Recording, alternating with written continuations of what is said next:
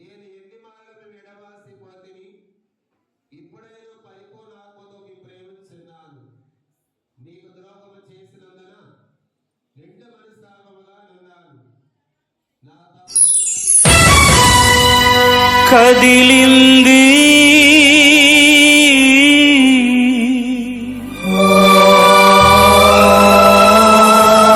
కరుణరథం,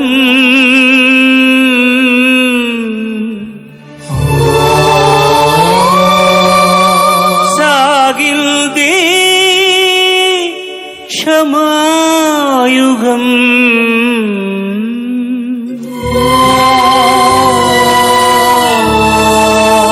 మనిషి కొరకు దైవమే కరిగి వెలిగే కాంతి పథం.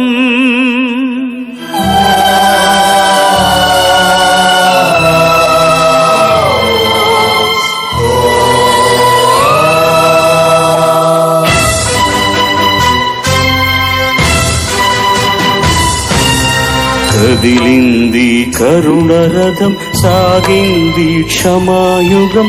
మనిషి కొరకు దైవమే, మనిషి కొరకు దైవమే కరిగి వెలిగే కాంతి పదం. కదిలింది కరుణరథం.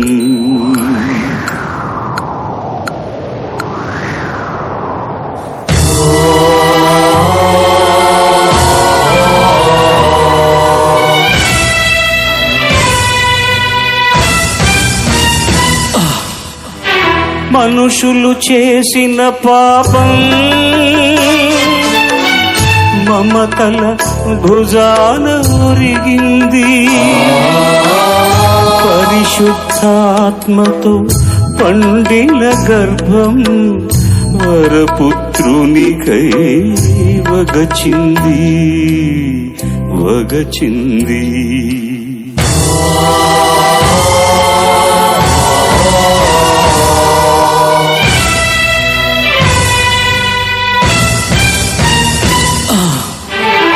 దీన జనాళికై దైవ కుమారుడు పంచిన రొట్టెలే రాళ్ళైనాయి. పాప క్షమాపణ పొందిన హృదయాలు నిలువున కరిగి నీరయ్యాయి, నీరయ్యాయి. అమ్మలారా, నా కోసం ఏడవకండి, మీకోసం, మీ పిల్లల కోసం ఏడవండి.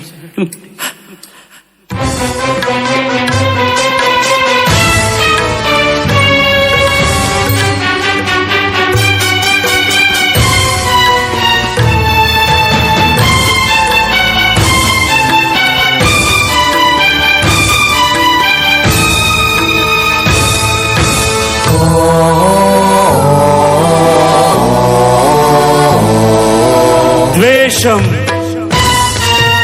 అసూయ, కార్పణ్యం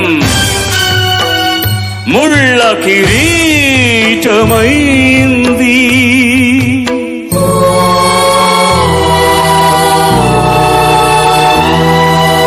ప్రేమ,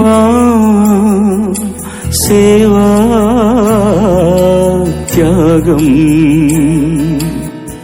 చెలిమి నెత్తురై ఒలికింది, ఒలికింది.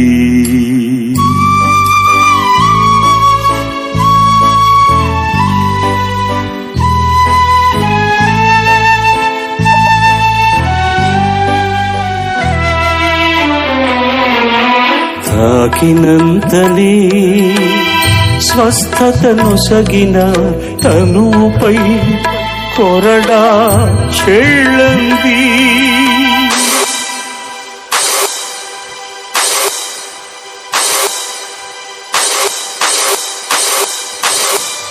అమానుషాన్ని అడ్డుకోలేని అబలల ప్రాణం అల్లాడింది, అల్లాడింది.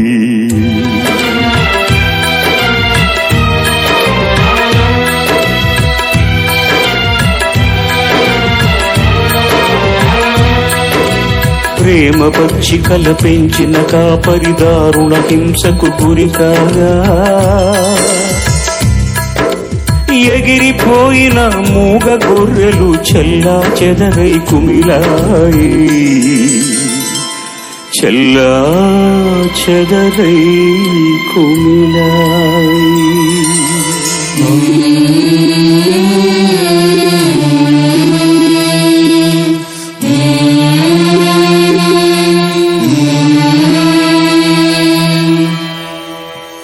పరమ వైద్యుడిగా పారాడిన పవిత్ర పాదాలు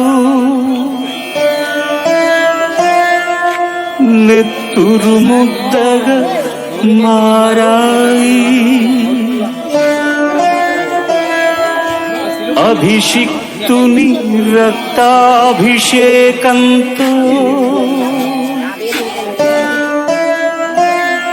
ధరణి ద్రవించి ముద్దాడింది.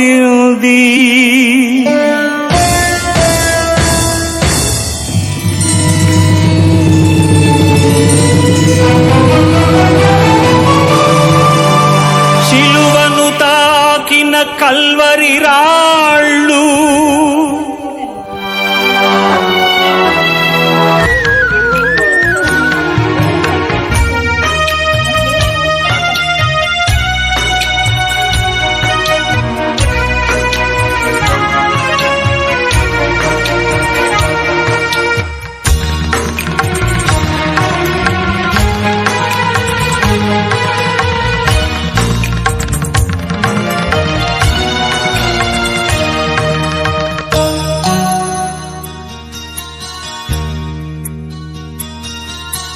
కందిపోయినా నా తండ్రి పాదాలు కలువరిలో నడచి నడచి కందిపోయినా. కమిలిపోయినా నా తండ్రి తనువంత భారమైన సిలువ రాను మోసి మోసి. కందిపోయినా నా తండ్రి పాదాలు కలువరిలో నడచి నడచి కందిపోయినా. కమిలిపోయినా నా తండ్రి తనువంత భారమైన సిలువ రాను మోసి మోసి. నా పాపములకై నా శాపములకై నా పాపములకై నా శాపములకై కలువరిలో నడచి నడచి కందిపోయినా. సిలువ మ్రాను మోసి మోసి కమిలిపోయినా.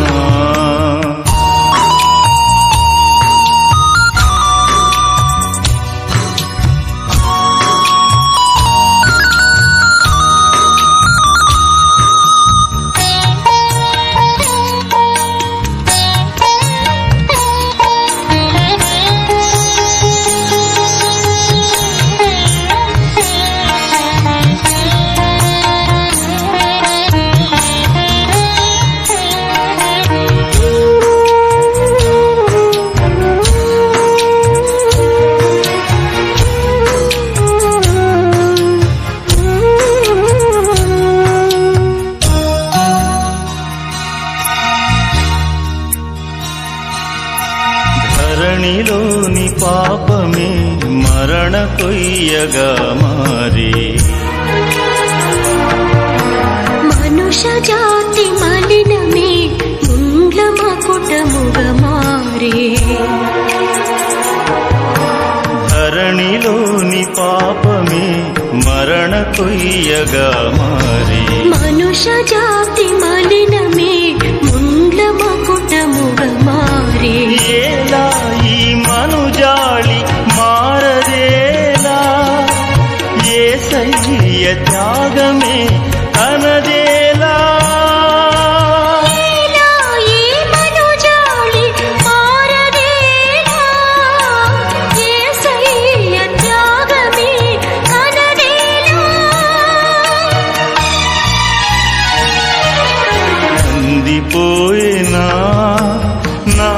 తండ్రి పాదాలు కలువరిలో నడచి నడచి కందిపోయేనా.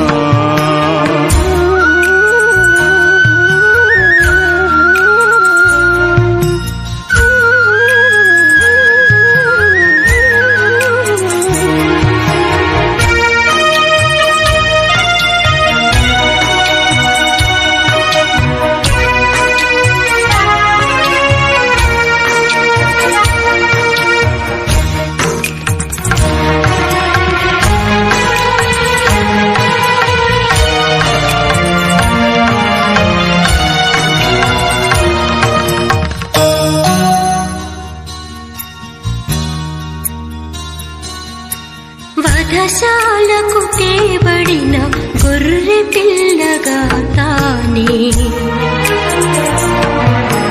రక్షణని మనకీయ రక్త తర్పణము చేసి.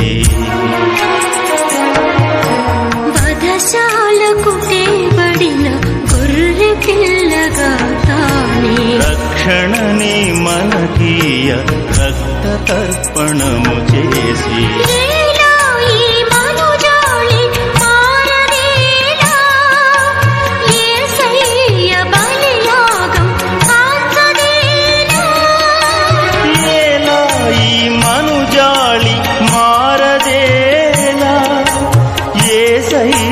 బలియాగం కాంచదేనా.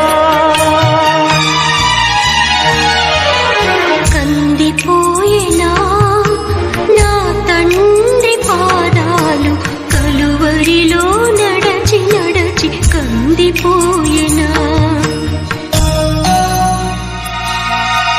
కమిలిపోయేనా నా తండ్రి తనువంత భారమైన సిలువ మ్రాను మోసి మోసి. కందిపోయేనా నా తండ్రి పాదాలు కలువరిలో నడచి నడచి కందిపోయేనా. కమిలిపోయేనా నా తండ్రి తనువంత భారమైన సిలువ మ్రాను మోసి మోసి. నా పాపములకై నా శాపములకై నా పాపములకై నా శాపములకై కలువరిలో నడచి నడచి కందిపోయేనా. సిలువ మ్రాను మోసి మోసి కమిలిపోయేనా.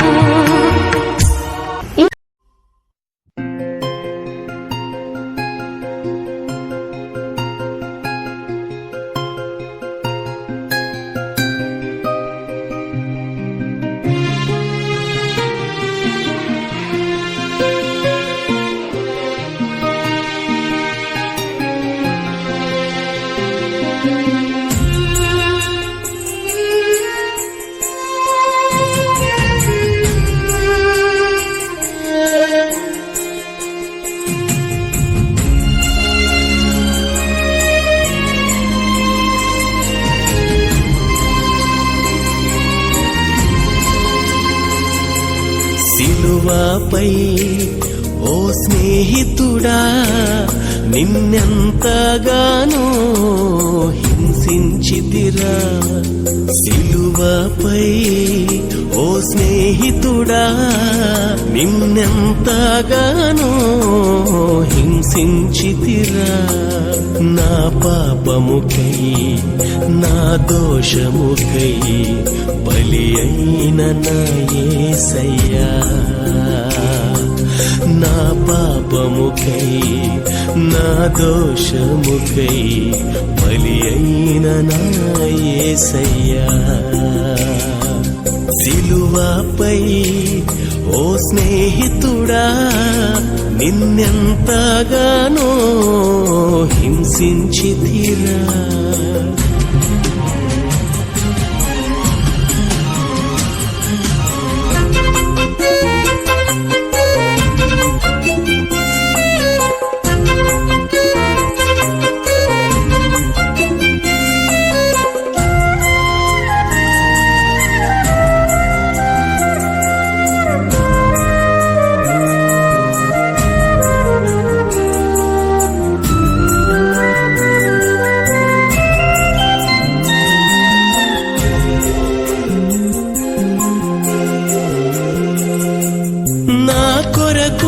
త్యాగమూర్తివై బహు విలువైన నీ రక్తము నా కొరకు త్యాగమూర్తివై బహు విలువైన నీ రక్తము ధారలుగా నా భారముగా చిందించావులే నా ఎదుట ధారలుగా నా భారముగా చిందించావులే నా ఎదుట నాదెంతో పాపము నీవు చేసే త్యాగము నాదెంతో పాపము నీవు చేసే త్యాగము ఆ సిలువపై ఓ స్నేహితుడా నిన్నెంతగానో హింసించితిరా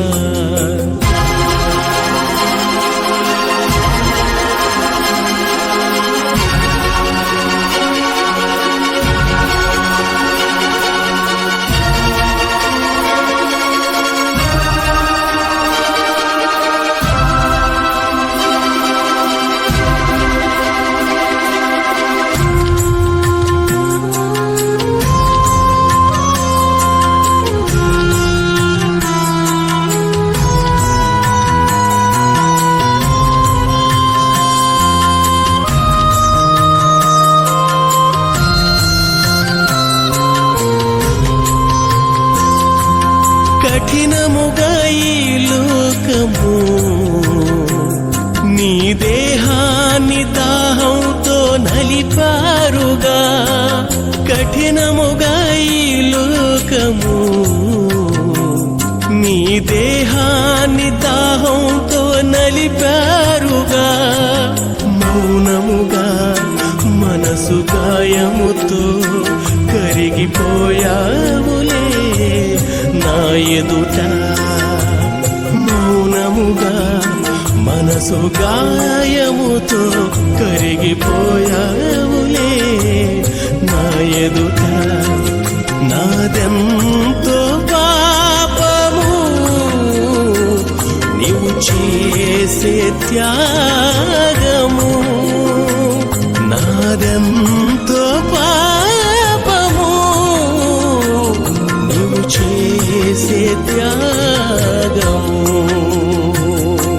సిలువపై ఓ స్నేహితుడా నిన్నెంతగానో హింసించితిరా సిలువపై ఓ స్నేహితుడా నిన్నెంతగానో హింసించితిరా నా పాపముకై నా దోషముకై బలి అయిన నా యేసయ్యా నా పాపముకై నా దోషముకై బలి అయిన నా యేసయ్యా సిలువపై ఓ స్నేహితుడా నిన్నెంతగానో హింసించితిరా సిలువపై ఓ స్నేహితుడా నిన్నెంతగానో హింసించితిరా పరమ వైద్యుడిగా పారాడిన పవిత్ర పాదాలు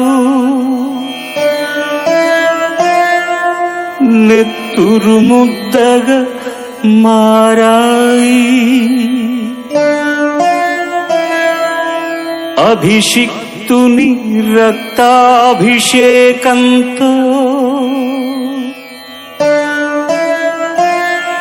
ధరణి ద్రవించి ముద్దాడింది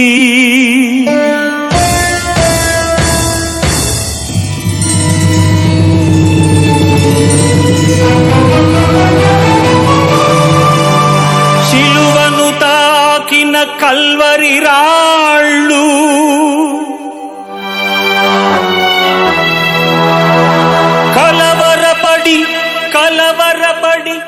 కలవరపడి కలవరపడి హరిజాయి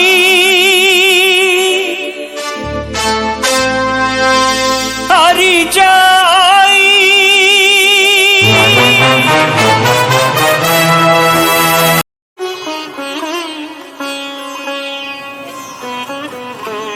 శిలువబ్రాను ధునియందే లోకరక్షకుడు వేలాడెను. మనమందరము దీనిని ఆరాధించెదము.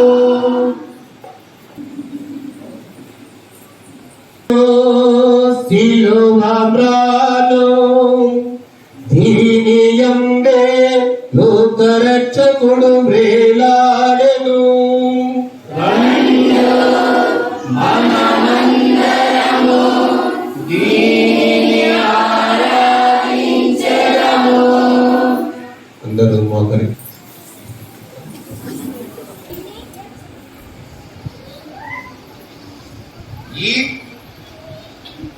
ఇదిగో శిలువబ్రాను దీనియందే లోకరక్షకుడు వేలాడెను.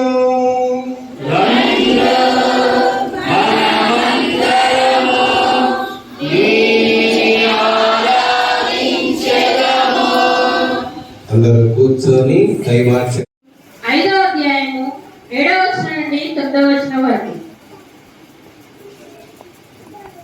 2వ పట్టణము పునీత పౌలు గారు హెబ్రీయులకు రాసిన లేఖ 4వ అధ్యాయము 14వ వచనం నుండి 16వ వచనం వరకు మరియు 5వ అధ్యాయము 7వ వచనం నుండి 9వ వచనం వరకు. సోదరులారా, ఆకాశ మండలము గుండా వెళ్ళిన దేవుని కుమారుడు యేసువను గొప్ప ప్రధాన యాజకుడు మనకు ఉన్నాడు కనుక మనము ఒప్పుకను విశ్వాసమునందు దృఢముగా నిలిచి ఉందుము. మన బలహీనతల గురించి సానుభూతి చూపలేని వ్యక్తి కాడు మన ప్రధాన యాజకుడు. అంతేకాక మన వలె అన్ని విధములుగా శోధింపబడి పాపము చేయని వ్యక్తి మన ప్రధాన యాజకుడు. కావున ధైర్యవంతులమై మనము దయానిధియగు దేవుని సింహాసనమును సమీపిద్దాము. అచ్చట మనము కృపను పొంది అవసరమునకు ఆదుకొనగల అనుగ్రహమును కనుగొందుము. తన ఇహలోక జీవితమున మృత్యువు నుండి తనను రక్షింప శక్తి కలిగిన దేవుని గూర్చి యేసు ఏడుపులతో కన్నీటితో పెద్దగా వెలిగింది ప్రార్థించాడు. ఆయన భక్తి విధేయతలు కలవాడడం చేతన దేవుడు ఆయన ప్రార్థనను ఆలకించాడు. తాను దేవుని పుత్రుడై ఉండి కూడా తాను పొందిన బాధల ద్వారా విధేయుడై ఉండటను ఆయన అభ్యసించాడు. ఆయన ఇప్పుడు పరిపూర్ణుడై విధేయులకు వారి శాశ్వత రక్షణకు మూలమైంది. ఇది ప్రభువాకు. యోహాను గారు రాసినటువంటి శుభవార్తలోని భాగము.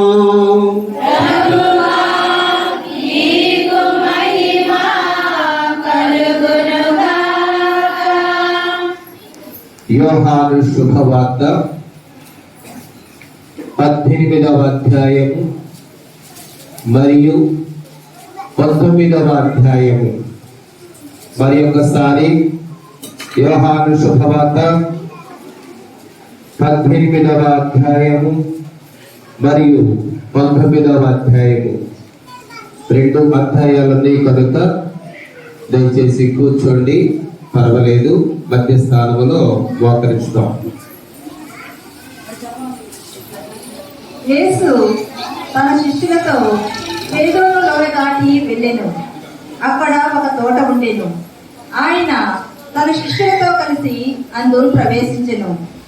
యేసు తరచుగా తన శిష్యులతో అక్కడకు వెళ్ళుచుండెను కనుక ఆయన అప్పప్పనున్న యూదాకు ఆ స్థలము తెలియను. యూదా సైనికులను, ప్రధాన అర్చకులు, పరిసయ్యులు పంపిన బంట్రోతులను, అధికారులను వెంటబెట్టుకొని ఆ తోటలోనికి వచ్చినాం. వారు దివిటీలు, కాగడాలు, ఆయుధములు తీసుకొని వచ్చిరి. అప్పుడు యేసు తనకు సమీపనున్నది ఎరిగి ముందుకు వచ్చి, మీరు ఎవరిని వెతుకుతున్నారు అని అడిగాను. నజరేయుడని యేసును అని వారు సమాధానం ఇచ్చిరి. నేనే ఆయనను అని యేసు వారితో చెప్పెను. గురుద్రోహి అగు యూదా వారితో నిలుచుని ఉండెను. యేసు నేనే ఆయనను అని చెప్పగానే వారు వెనుకకు తగ్గి నేల మీద పడిపోయిరి. ఆయన మరలా మీరు ఎవరిని వెతుకుతున్నారు అని ప్రశ్నించెను. అందుకు వారు నజరేయుడగు యేసును అని పలికిరి. నేనే ఆయనను అని నీతో చెప్పిదని కనుక మీరు నన్ను వెతుకుతున్నచో మీరు నీ పోగండు అని యేసు తిరిగి చెప్పెను.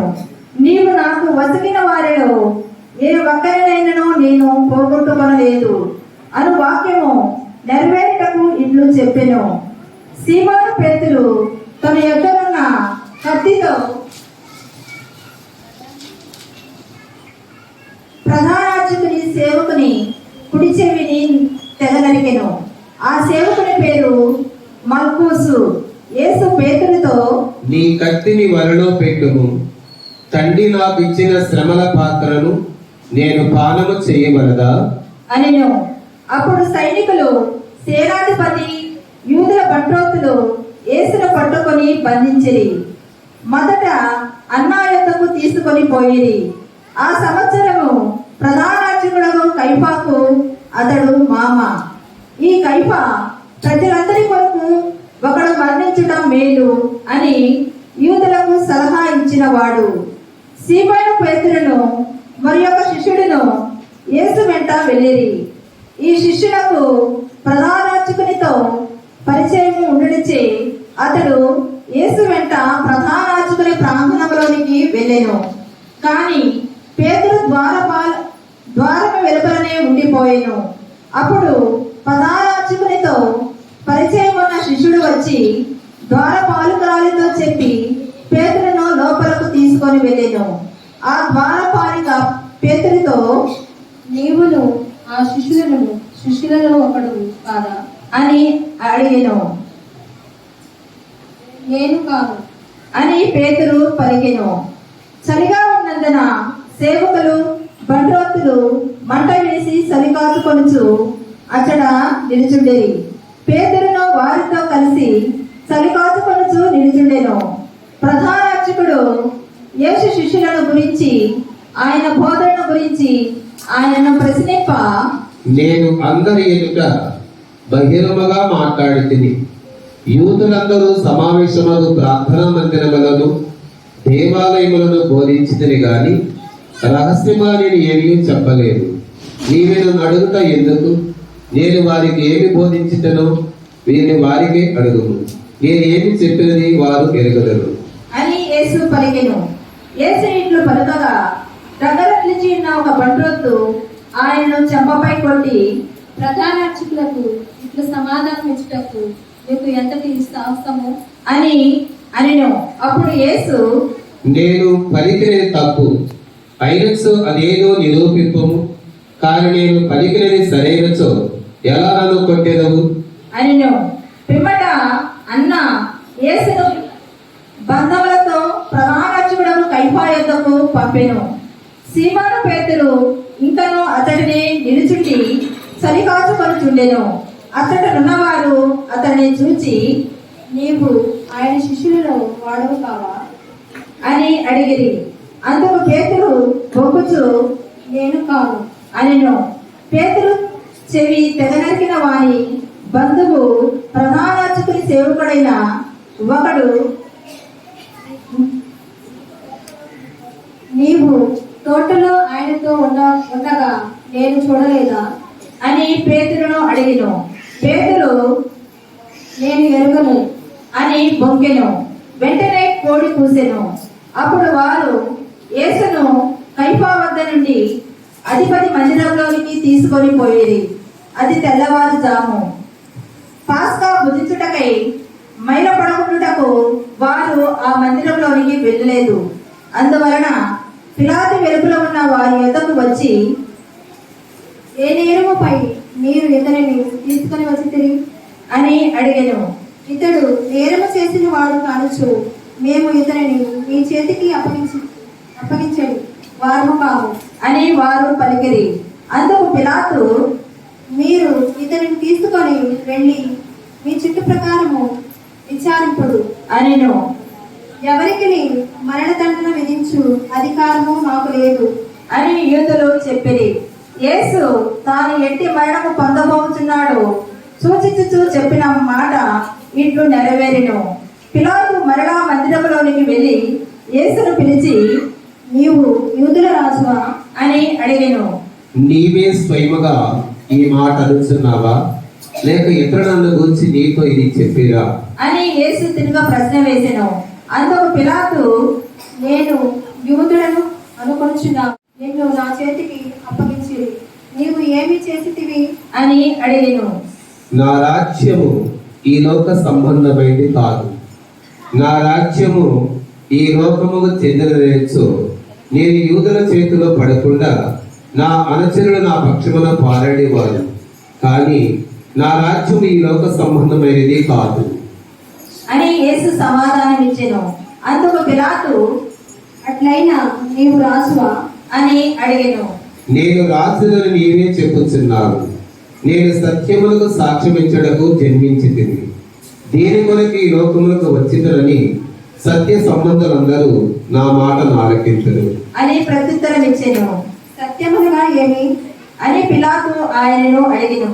పిలాతు అట్లా అడిగి మరలా యూదుల వద్దకు వెళ్ళి వారితో ఇట్లనెను,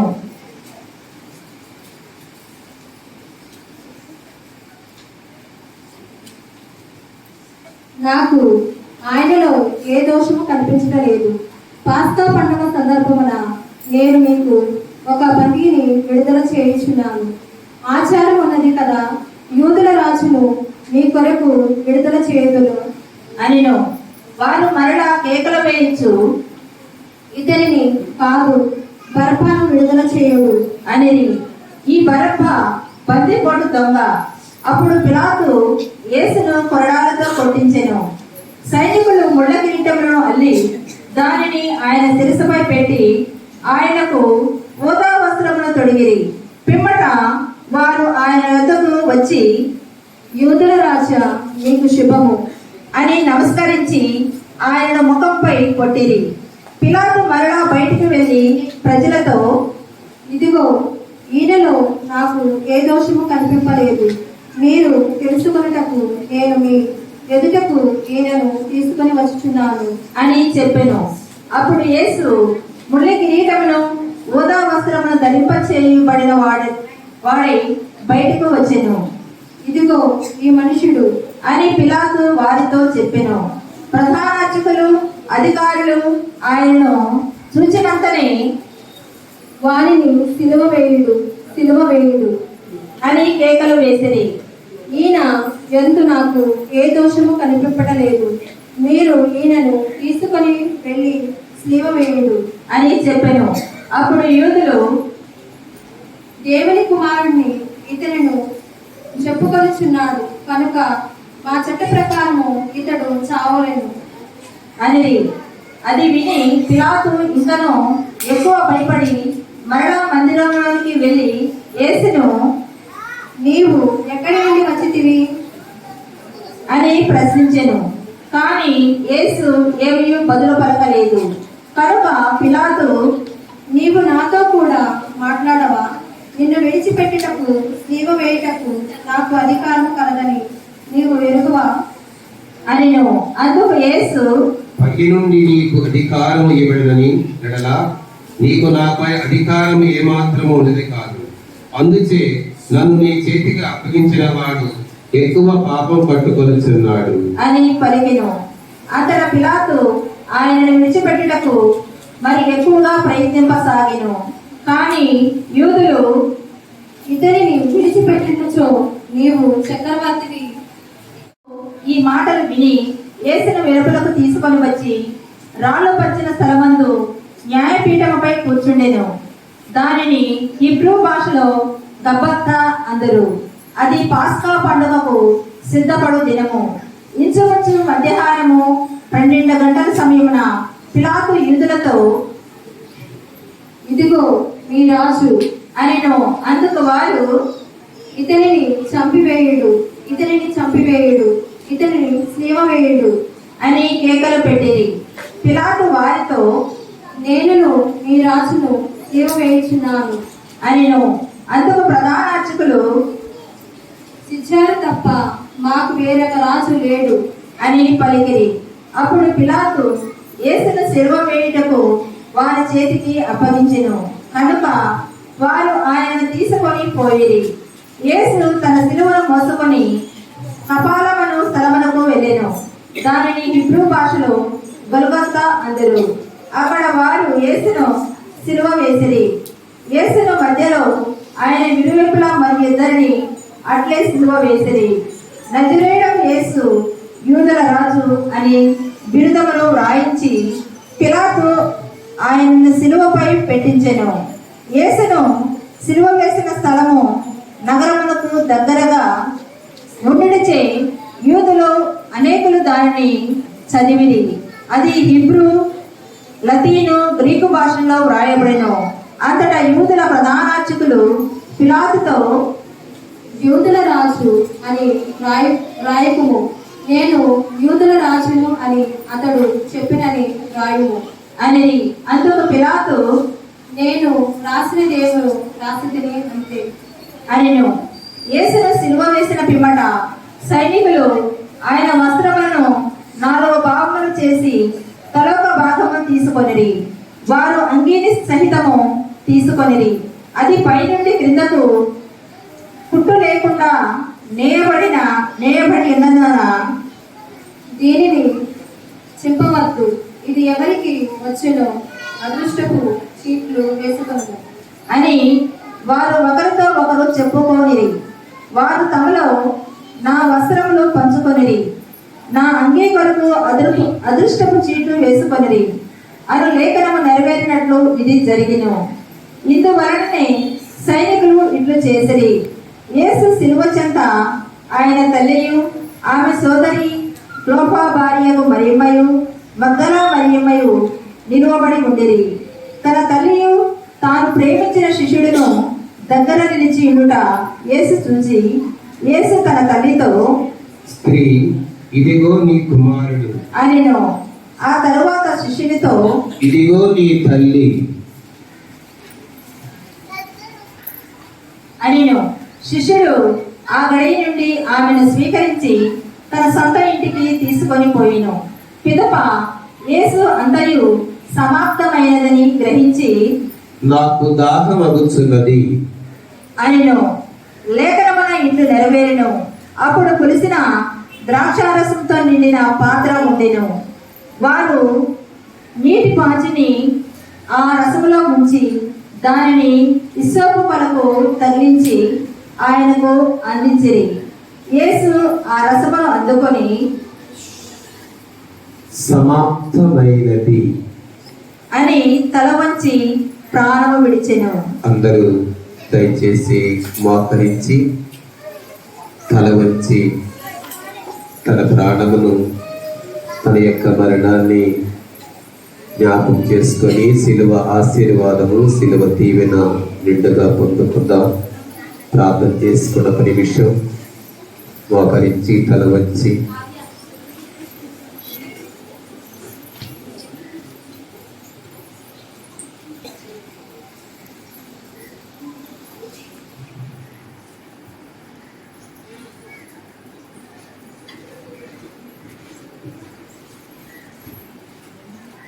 అది పాస్కా పండుగకు సిద్ధపడు. నిలబడిన అందరూ అందుచే యూదులు పిలాతును, రేపటి విశ్రాంతి దినము గొప్ప దినము, ఆనాడు దేహములు సిలువ మీద ఉండరాదు, యేసుతో పాటు సిలువ వేయబడిన మొదటి వాని కాళ్ళను మరి ఒకరి కాళ్ళను విరగగొట్టిరి. కానీ వారు యేసు వద్దకు వచ్చినప్పుడు ఆయన అప్పటికే మరణించి ఉండుటను చూచి ఆయన కాళ్ళు విరగగొట్టలేదు. అయితే సైనికులలో ఒకడు ఆయన ప్రక్కన బల్లెముతో పొడిచెను. వెంటనే రక్తము నీరు స్రవించెను. అది చూచిన వాడు దీని గురించి చెప్పుచున్నాడు, అతడు చెప్పినది వాస్తవము, మీరును విశ్వసించుటకు అతడు సత్యము చెప్పుచున్నాడని అతడు ఎరుగును. ఆయన ఎముకలలో ఒక్కడైనను విరుగొట్టబడదు అను లేఖనము ఇట్లు నెరవేరును.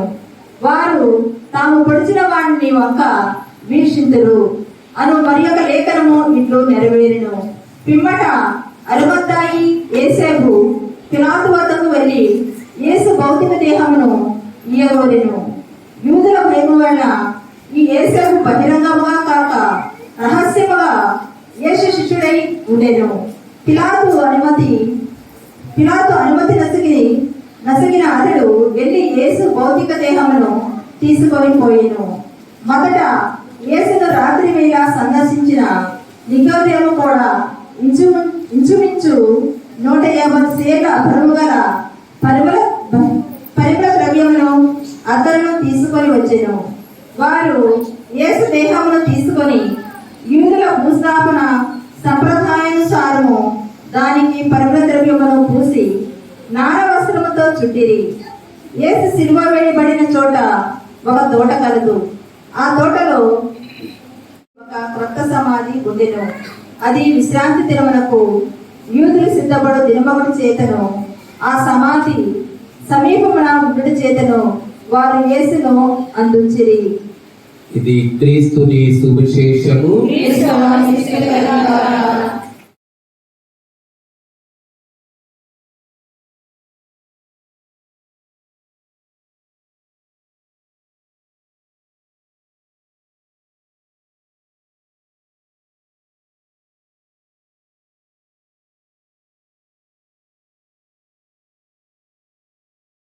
దేవా పాపినయ్యా దయతో నన్ను కావుమయ్యా. దేవా పాపినయ్యా, దేవా పాపినయ్యా దయతో నన్ను కావుమయ్యా. దేవా పాపినయ్యా, దేవా